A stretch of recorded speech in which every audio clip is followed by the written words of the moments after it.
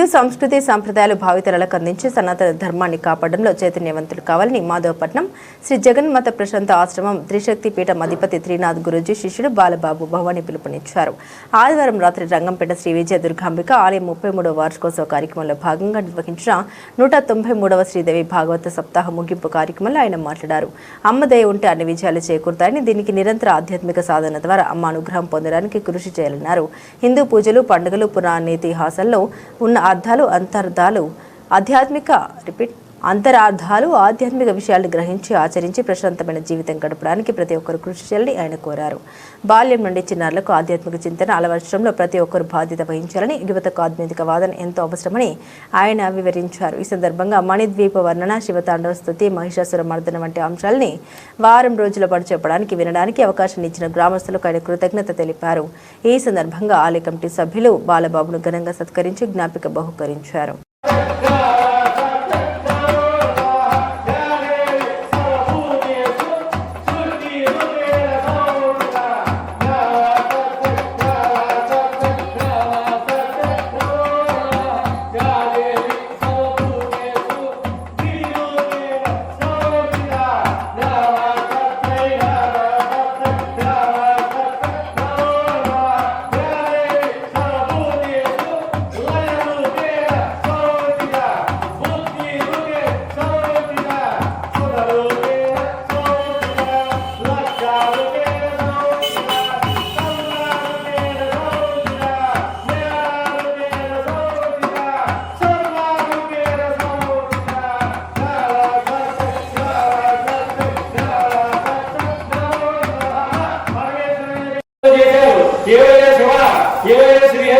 బ్రహ్మ మీ భార్య ఎట్లా చెప్తాను అన్నారు. వాళ్ళకి అంత ఫీల్ లేదన్నారు.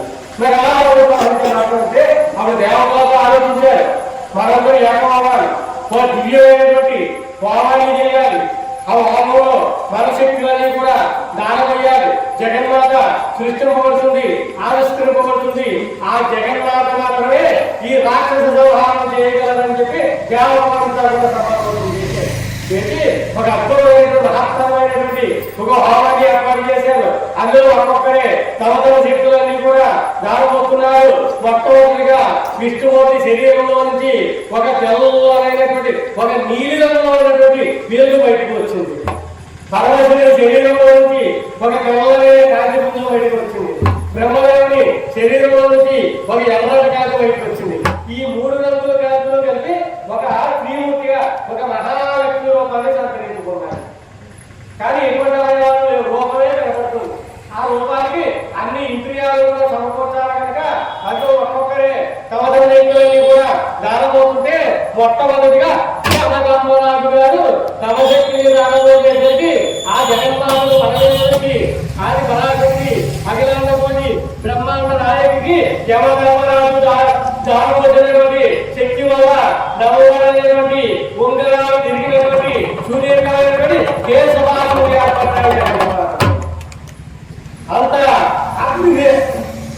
అగ్నిదేవుడు తన శక్తిని దానమోచడానికి ఎర్రమైనటువంటి బగబగబగా మండుతున్నటువంటి అగ్ని గోళాలకి 3 నగరాలు ఏర్పడ్డాయి జగన్మాత పరమేశ్వరికి. అంత వాయుదేవుడు తన శక్తిని దానమోచేసరికి ఓంకారములు వంటి శ్రోత్రములు అంటే చెవులు ఏర్పడతాయి అమ్మవారికి. అటువంటి జగన్మాతకు తల్లి పరమేశ్వరికి కుబేరుడు తన శక్తిని దానమోచేసరికి 1 వంటి నాసికా భాగం ఏర్పడింది. అమ్మ పరమేశ్వరికి కుమారస్వామి తన శక్తిని దానమోచేసరికి పైవేదం ఏర్పడింది. అరుణుడు తన శక్తిని దానమోగా కింద ఏర్పడింది. దక్షుడు తన శక్తిని దానమోచేసరికి దంతాలు ఏర్పడ్డాయి జగన్మాతకు. ఉభయ సంధ్యలు కూడా తమ శక్తులు దానమోచేసరికి అద్దాలు వంటి శక్తులు ఏర్పడ్డాయి. అమ్మ పరమేశ్వరికి జగన్మాతకు ఒక్కొక్కరు తమ తమ శక్తులన్నీ కూడా దానమోస్తూ సంపూర్ణమైనటువంటి రూపాన్ని ఆవిష్కరింపజేస్తున్నారు జగన్మాత పరమేశ్వరికి. అంతా చంద్రుడు దానమోచేసరికి బంగారు పూర్ణకలశం వంటి ధన్యవాదం ఏర్పడింది పరమేశ్వరికి. అంత దేవేంద్రుడు తన శక్తిని దానమోచేసరికి ఉదరం ఏర్పడింది. భూమాత తన శక్తిని దానమోచేసరికి తిరులు ఏర్పడ్డాయి. వరుణుడు తన శక్తిని దానమోచేసరికి ఊరువులు ఏర్పడ్డాయి.